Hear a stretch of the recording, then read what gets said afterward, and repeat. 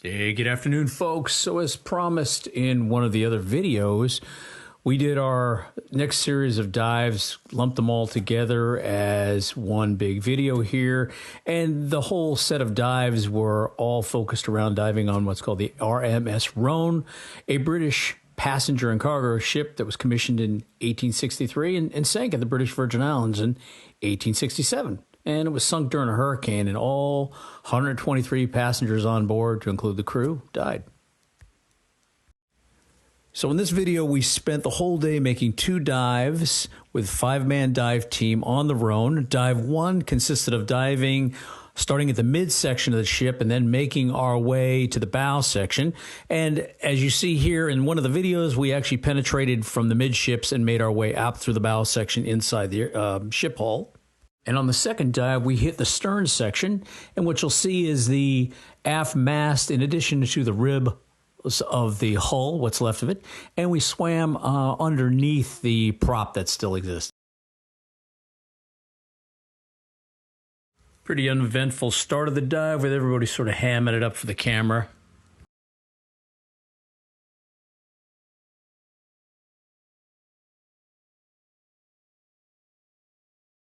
So you see the dive team now moving in a southwesterly direction, heading to the midships of the Rhone, and that's about where the ship was split in half when it literally broke in half and sunk back in 1867. Now, what you're seeing in the distance here is what looks like columns, as divers have called the Roman columns, but what that is the remaining hull structure of the Rhone.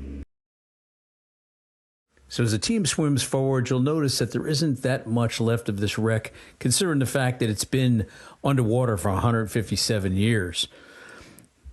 All of the organic material is long deteriorated, and of course the inorganic material, the metals, which is of course the hull and a lot of the debris field you see here, has survived, albeit it's in not in pristine condition.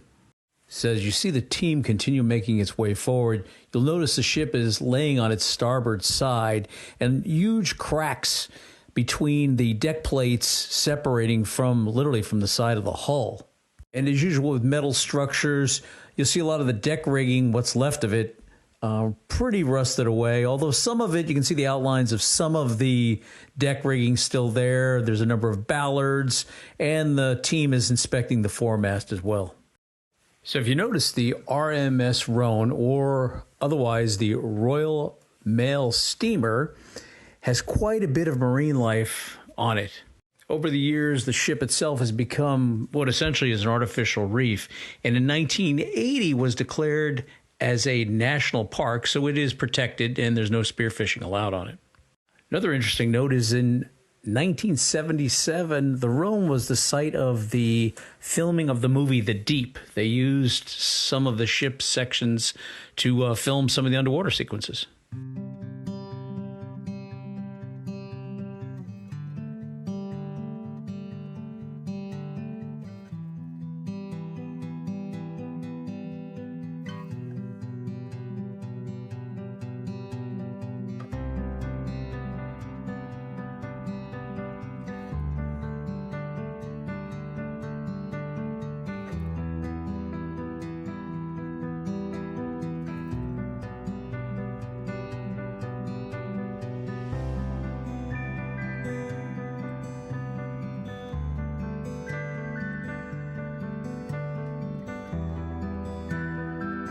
So as part of our pre-dive plan, 3 members of the team had elected to go ahead and do a penetration, again, in the bow section of the ship. And the 3 divers, which included myself, have all had extensive experience in terms of diving caves and specifically in making penetrations in ship hulls. And this particular dive is pretty straightforward for the simple fact that there are so many cuts in the hull that a diver could easily egress out of the hull if you got yourself in trouble. So it's not like one way in, one way out. There are multiple ways to get out of that hull once you've made the penetration inside. And once inside the hull, you can pretty much see it's just a large debris field, and you just had to be careful in terms of not brushing up against something, either to cut yourself or have something fall on you. But again, because of the age of the wreck, all of the compartments, meaning the bulkheads, the rooms that separated the individual crew spaces, all those bulkheads have long rotted away, and it's just one big, large compartment that you wind up swimming through.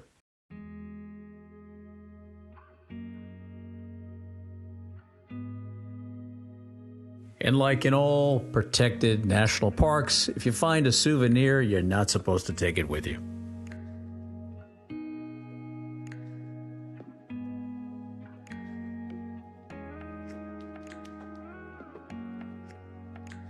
So after finishing our surface interval, we started off on dive 2, which was shallower than dive 1 as per diving protocol.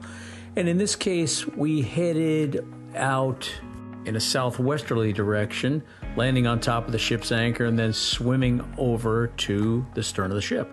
Compared to the bow section, there really isn't that much left of the stern section that's visible. If you look real close, you can see the boiler we call out here. There's a big hunk of metal that's supposed to be a 500 horsepower engine, some gearboxes, some big bearings, which again, most of this is covered with marine hard growth that's hard to see. The thing that's really visible is the propeller that we wound up swimming through towards the end of the dive. Part of the way through the dive, we had the good fortune of running across one of the two full-time residents here. There's two Barracuda, one named Fang and one named Fred. We saw one of the two of them. I couldn't tell you which one it was. But either way, he was quite photogenic and, sat for a little bit while we were taking some videos.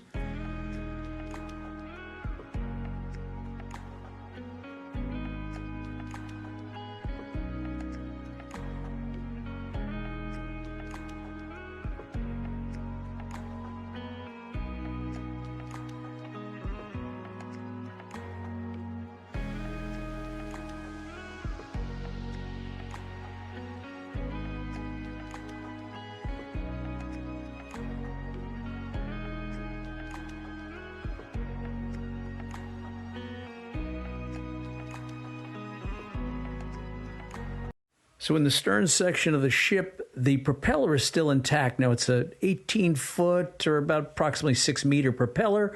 It's still intact, oddly enough, and it has an opening underneath part of the hull that's just big enough for a diver to swim through, so you can swim from the starboard side to the port side, and that was kind of cool, so we took a little bit of a video of that.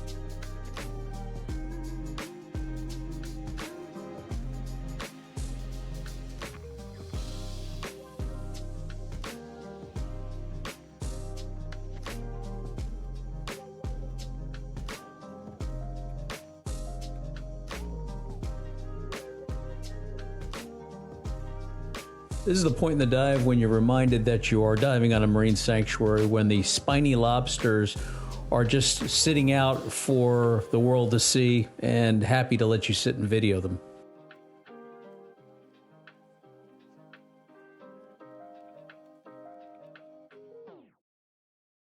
So prior to the dive, we stopped at one of the gift shops and purchased a metal imitation Spanish doubloon. During the dive, we played a little trick on one of the dive team members and placed the doubloon on top of one of the remaining portholes on the Rhone. And being the good diver that she is, not wanting to take any souvenirs with her, she saw the doubloon, touched it, and swam away. Well, we all coaxed her to go back and pick that doubloon up and take it with her, and much to her surprise, she got the joke.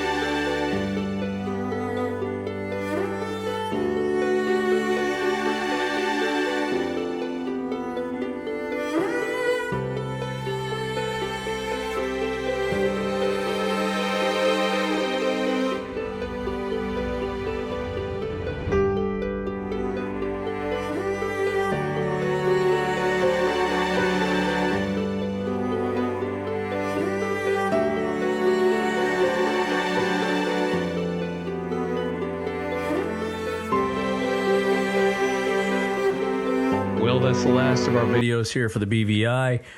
Thanks as always, folks, for watching. Have a great day.